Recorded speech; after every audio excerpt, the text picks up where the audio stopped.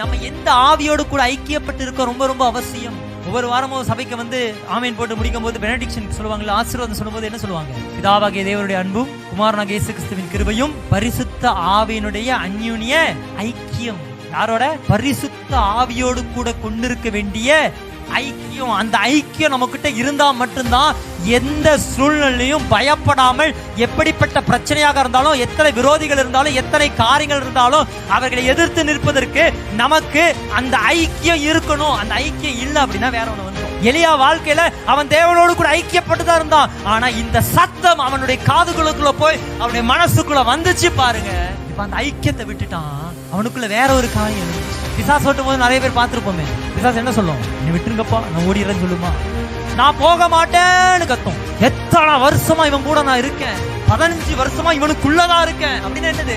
இவன் கூட நான் ஐக்கியமா இருந்துட்டேன்ப்பா, என்னால இவனை விட்டு போக முடியாது, இவன் எனக்கு தான் சொந்தம், இவன் விட்டு இவன் எனக்கு வேணும் அப்படின்னு சொல்றது காரணம் என்ன? ஏன்னா அவங்க அந்த அளவுக்கு பரிசுத்த தேவனோடு கூட நம்ம ஐக்கியம் இருக்கோம்.